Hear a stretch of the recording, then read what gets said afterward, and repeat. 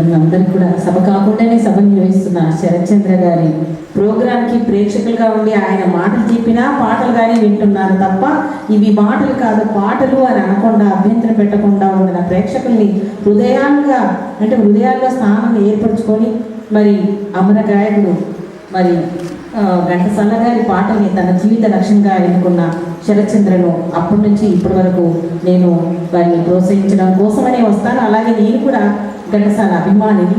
అలాగే శ్రీనారాయణ రెడ్డి గారు పాడిన రాసిన పాటలన్నీ కూడా హిట్ సాంగ్స్ కాబట్టి వాటిలన్నింటిలో కూడా నేను ఇప్పటి వరకు కూడా ఎన్ని తరాలు వచ్చినా ఆ పాటలు మాత్రం ఇప్పుడు విన్నా కూడా కొత్త తరంగా ఉండే పాటలన్నీ కూడా వారి రచన ద్వారా మనకు అందడం వారిని గట్టిగా చెప్పట్టుకొని మనస్ఫూర్తిగా మనందరం అభినందనలు చేయాలి.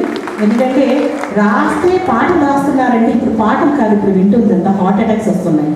కానీ ఇప్పటికి కూడా పాత పాటలు వింటే ఆ మనశ్శాంతి అలాగే మెలోడీ లాగా ఉండడమే కాకుండా మెడిటేషన్ కూడా పనికొచ్చే విధంగా పాటలు రాసిన ఈ గొప్ప వ్యక్తులు ఈ వారి పక్కన మనం ఈ రోజు వారి ప్రోగ్రాంలో మేమందరం పార్టిసిపేట్ చేయడానికి అలాగే ఈయన కొత్త ఫిట్టింగ్ పెట్టాడు. ఆ ఫిట్టింగ్ వెనకాల మరో నాకు తెలుసు, అయినా నేను దానికి తప్పకుండా అప్పటి నుంచి కూడా అంటున్నాను. కానీ ఏదో ఉంటుంది చూడండి, అప్లికేషన్ పెట్టకుండానే దాన్ని ఆ పని చేయండి అంటే కొన్ని పద్ధతులు ఉంటాయి ప్రభుత్వ పరంగా. అలా పెట్టకుండానే మీరు చేయండి అంటే నేను అప్లికేషన్ పెట్టలేను, మీరు అప్లికేషన్ పెడితే దాని వెనకాల ఉండి ప్రాసెస్ చేయడానికి నేను అప్పటి నుంచి ఇప్పటి వరకు కూడా నేను ఉంటానని అప్పుడు ప్రామిస్ చేశాను, ఇప్పుడు చేస్తున్నాను.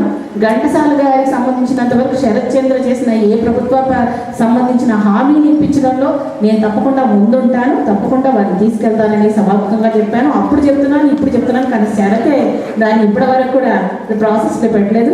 కనీసం ఇప్పుడన్నా పెడుతున్నట్టు ఆ బాధ్యత నాకు అప్పు చెప్తున్నందుకు అలాగే ఆనంద్ నాయుడు గారు ఇంకా చాలా మంది దేశకులు గారు వీళ్ళందరూ మేమందరం కూడా వీరి అభిమానంతో పాటు ఆ రెండు అభిమానాలను ప్రకటించుకునే అవకాశం అధికార పార్టీగా కాంగ్రెస్ పార్టీకి తగ్గుతుందని నేను ఆశాభావాన్ని వ్యక్తం చేసి తప్పకుండా సాధిస్తానని నమ్మకం విశ్వాసం నాకు ఉందని మీ అందరికీ వెళ్తూ థ్యాంక్ యూ అండి.